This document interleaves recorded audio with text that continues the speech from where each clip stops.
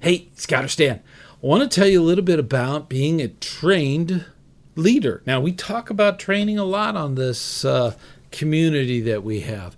One of the things that scouters do, the scouters training key or the knot that I actually have. I actually have that on my uniforms right there in the middle. It's the green rope, and that is a training knot. Now, there are only 7 requirements. It's actually quite simple when you think about it. It takes a while though. So being that you're a scout leader, I hope that you're in for more than 2 years, because that's the tenure part of it. That's actually the first requirement. You have to have a tenured process of when you are in a unit, whether it be Cub Scouts or Scouts BSA or Venture. You need that 2 years. The discussion today, by the way, will be for packs and troops. Venture, I don't have the form. I'll look for it, but I'll try to put the notes down there. There should be some forms in there that you could fill out. You probably already done the 2 years. Some of you have. So that's the first requirement. So now there's 6 more. The next one is to complete all your training. Gee, you should do that anyways. You probably have that, okay? Do all the basic training, all of that stuff, all that training can be done online. There are live courses. Make sure that you get with your district and council and find out where those courses are. If they even have them. Most of the stuff is online. You must attend one of 2 things. Some places in the United States call it a powwow. Where I live in the South, we call it University of Scouting. But some people call it powwow. So it depends on where you are in the nation. But you need to attend that.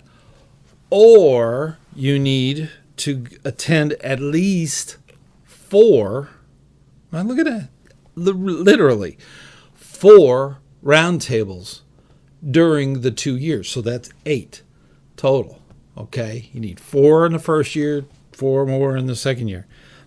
One of those 2 things. Now you got to go to University of Scouting. It's annual.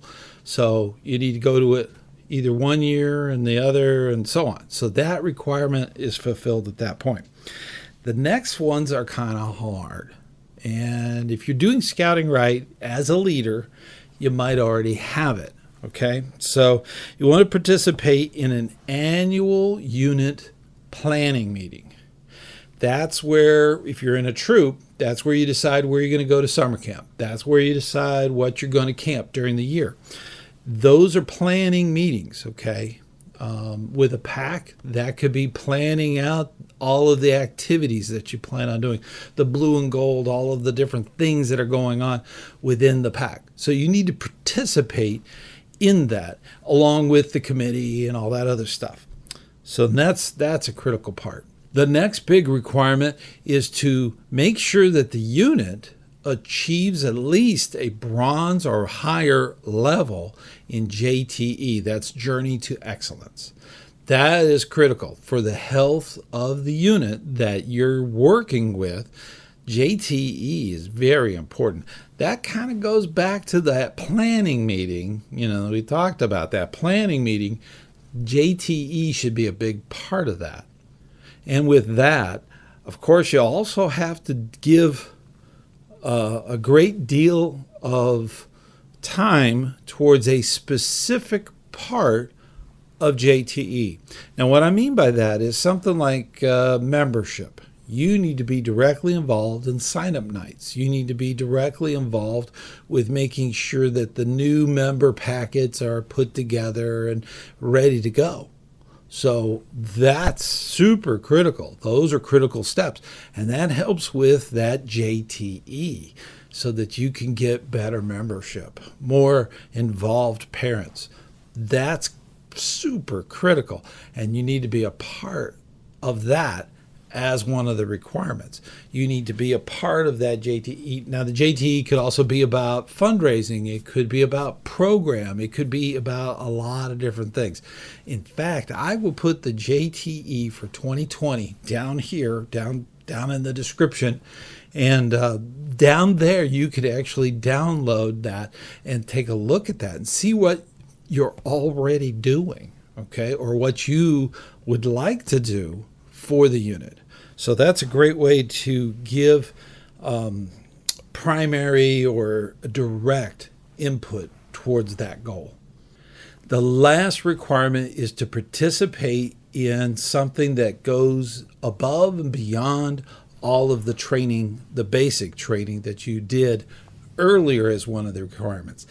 You need to get with your council or your region, or even go to a national event where they have training that's available. This is to expand your scouting experience. That is super critical to keeping you interested in other things.